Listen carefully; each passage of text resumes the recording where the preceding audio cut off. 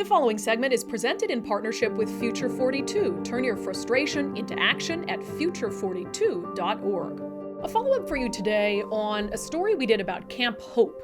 So Camp Hope is a homeless camp in the city of Spokane. It might have up to 400 people, and it's been just, I think, like the poster child homeless camp for government dysfunction.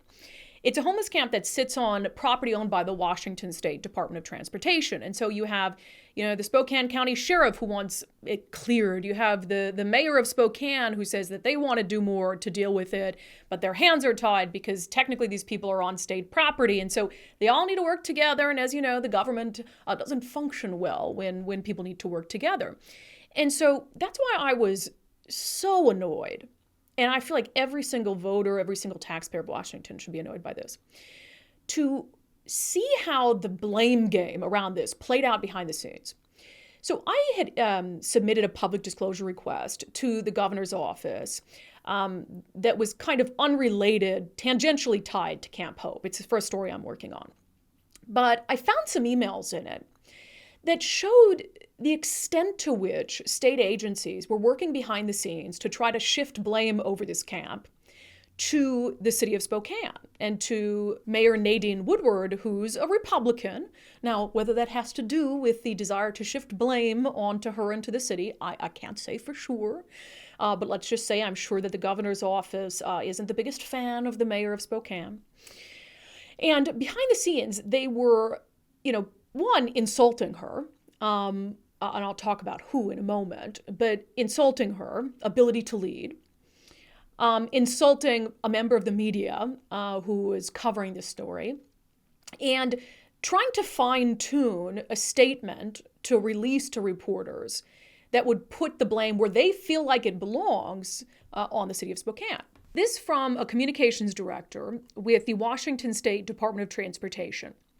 The mayor continues to change her narrative, read the encampment, and shift blame on Commerce or WashDOT, depending on the day. I think it's time we fire back and start setting the record straight. Otherwise, that narrative will become what the public thinks is the truth. And we know that's not the case. Now, if you recall, we had Spokane's mayor on the show to talk about this particular camp and where she thinks blame sits for it. Would the city even, if they had full control over it, been able to do more than the state has done? Absolutely. I mean, we would have been able to expand our shelter system before it got to the point where there were 600 individuals to move people from that encampment and into emergency shelter. But now when you've got 600 individuals, it makes it a lot harder.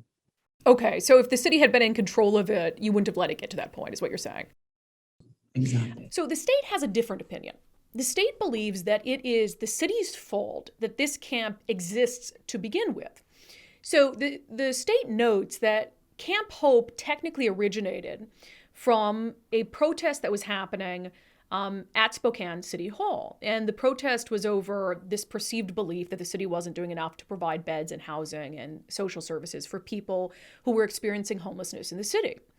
So when that protest was disrupted by the city of Spokane, you had these people go over to the property that belongs to the state that is now Camp Hope. And so it's the state's contention that, look, had the city of Spokane done more to offer services to these homeless individuals, then Camp Hope never would have started to begin with. And so that's why the state is saying in these emails that the mayor continues to change her narrative, read the encampment, and shift blame on Commerce or WashDOT, depending on the day. I think it's time we fire back and start setting the record straight. So behind the scenes, WashDOT, the Office of Financial Management, the governor's office started trying to put together a statement to release to the media, shifting blame back on the city for this after the city had shifted blame to the state. So anyway, they end up with a statement they're all happy about that they released to the media, doing just that. A spokesperson for the governor emails a member of the governor's senior leadership team saying, Drew, sharing for your awareness, given legislator interest in all this, the mayor is trying to throw our agencies under the bus on the problems she created, and we've given thumbs up to WashDOT to set the record straight. Here's the thing. I don't care how the camp got there at this stage. I don't care what agency gets blamed for it. I don't care, frankly, what agency fixes it. The only thing that matters right now is that the camp is addressed.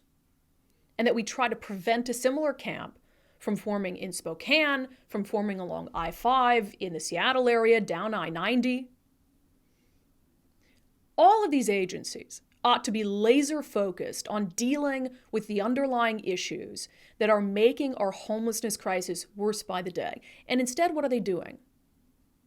They are bickering amongst themselves. They are trying to shift blame. They are spending valuable days and hours and minutes formulating statements that put the blame on a different entity so they don't have to accept any blame themselves. And I tell you, that is not leadership. Now, the city of Spokane and Spokane County have a good argument to make that their hands are tied when it comes to dealing with Camp Hope in its current form. That is WashDOT property, and it is the responsibility of the state to deal with it. That is a fact. Now, they can spend time bickering back and forth about whether the city of Spokane allowed these people to go out there, allowed it to get as bad as it did. But frankly, Washingtonians really don't give a damn. Not to mention in their emails trying to decide how do we word this statement to put blame where we feel like it belongs, the city of Spokane.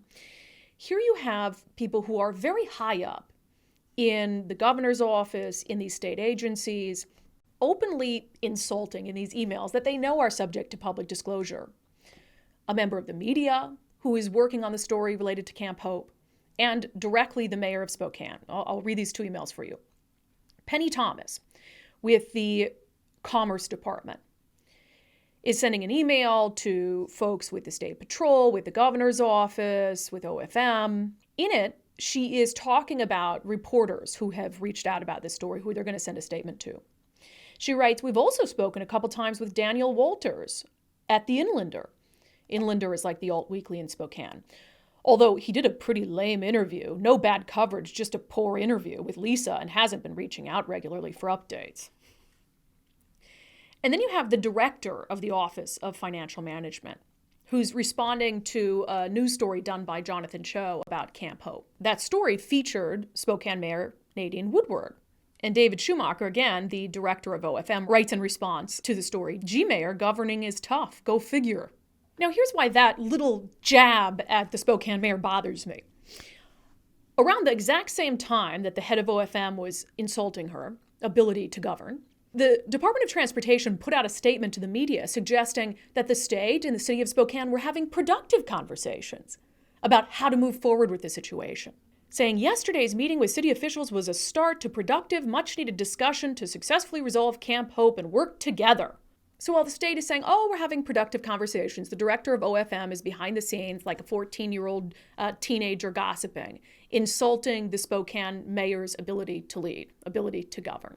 And we're supposed to believe that these are the people who have the knowledge, who have the expertise, who have the wherewithal to solve a crisis that has been vexing our state for years.